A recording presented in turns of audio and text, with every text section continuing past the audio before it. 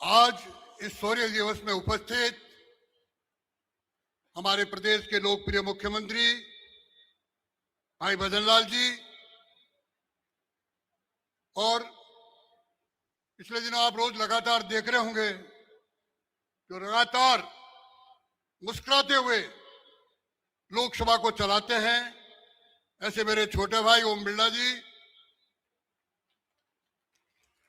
अब राजेंद्र जी के लिए तो क्या कहूं, एक जरूर कहूंगा कि अभी बाबू साहब मत बनाओ इनको, अभी उम्र छोटी है। मंजूर है ना? मंजूर है कि नहीं इधर वालों को? भाई बाबू साहब कर दिया ना तो गड़बड़ हो जाएगी मामला, मुझे पता नहीं है फिर। तो ये आप सावधान रहना, कोई बाबू साहब नहीं कहे इनको, राजू भैया ठीक है। इसलिए बाबू साहब वाला नाम छोड़ दो अभी, क्यों हमारे यहाँ कई नियम बने हुए हैं, कहीं वो नियम वही लागू नहीं हो जाए। भाइयों, मैं इस चूरू की धरती पर मोटरसाइकिल से कोई ऐसा ब्लॉग नहीं होगा वहां नहीं घुमा हूं। राजनीति में काम करते करते 2000 के बाद दिल्ली में जाना हो गया, भारतवर्ष के कई प्रांतों में काम किया, और लेकिन मुझे भी बाबू साहब मान करके पार्टी ने मुझे गवर्नर बना के भेज दिया। अब वास्तव में मैं भाषण देने नहीं आया। जब मैं सिक्किम गया तो सिक्किम की जनता और सिक्किम की सरकार 11 दिसंबर को नाथुला दिवस मनाती है। मुझे थोड़ी जनरल शगत सिंह के बारे में जानकारी थी। मैंने उनका एक बार कॉमर्स कॉलेज में हमारे संघ के सरसंघचालक परम श्रद्धेय रज्जू भैया के कार्यक्रम में अध्यक्षता करवाई थी, तो मुझे थोड़ा उनका इतिहास पता था। तो मैंने वहां के सीएम को और वहां के हमारे चीफ जस्टिस को बुलाया कि मैं आऊंगा जरूर नाथुला, लेकिन ये नाथुला दिवस नहीं होगा, ये नाथुला विजय दिवस होगा। और नाथुला में नहीं, आपको पूरे सिक्किम में भी नाथुला दिवस मनाना पड़ेगा। सरकार ने मान ली। मैंने पूरा इतिहास खोजा। मैं सिर्फ शगत सिंह जी के इतिहास पर निर्भर रहूंगा। मैंने सोचा ऐसे महापुरुष की जो अपनी हिम्मत पर, जो अपनी क्षमता पर एक कोई ऐसा काम करे जिससे देश के आज के युवाओं में एक नई प्रकार की क्रांति पैदा हो। तो मैंने तय किया कि क्यों नहीं नाथुला पर एक अच्छी शगत सिंह जी की मूर्ति लगे, जो चाइना वाले रोज उसको देखते रहते हैं।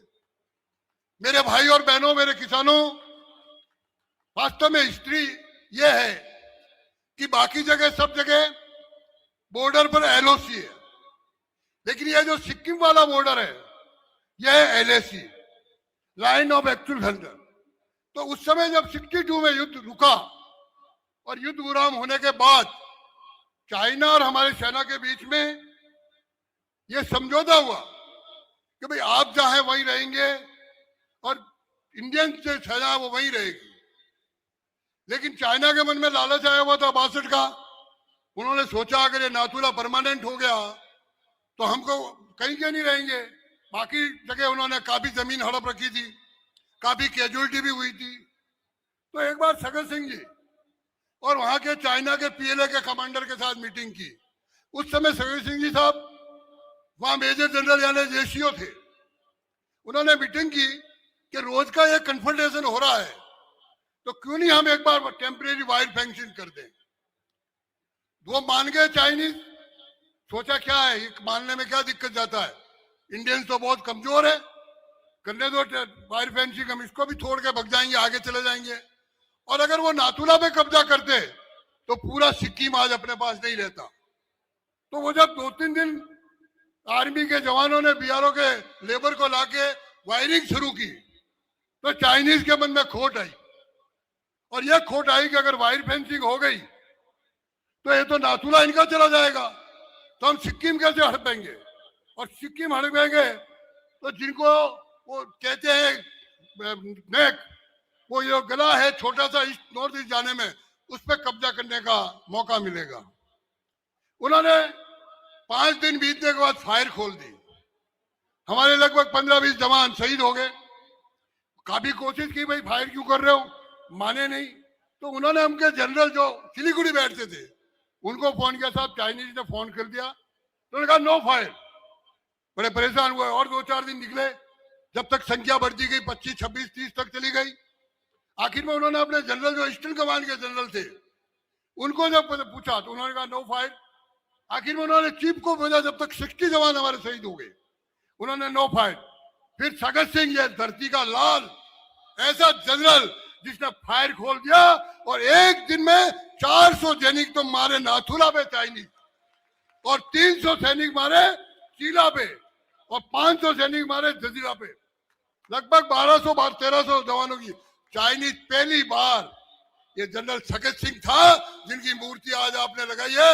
मैं इनको धन्यवाद देता हूं, और विशेष करके राजेंद्र को धन्यवाद देता हूं कि जिनको मैंने वहां सिक्किम बुलाया था, उन्होंने जो काम बताया वो काम पूरा किया।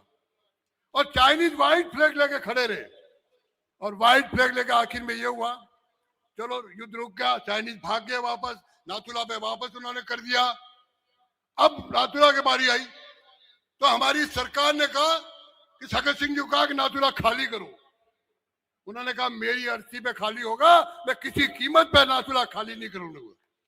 तो मेरे मन में कल्पना थी, अरे मैं राजस्थान का नागरिक, वहां अगर गवर्नर बन के गया हूं तो चाइनीज की छाती पर इस चूर के लाज की मूर्ति लगनी चाहिए, और आपके इस राजेंद्र भैया को उस मूर्ति में उस दिन बुलाया। तो ये इतिहास है। तो मैं बहुत धन्यवाद दूंगा, और राजेंद्र जी आपको भी धन्यवाद दूंगा कि आपने मेरा कहना माना और मुझे आने का अवसर मिल गया। लेकिन भाई मैं राजनीतिक मंच पे नहीं जा सकता, ये भी मेरे प्रतिबंध है।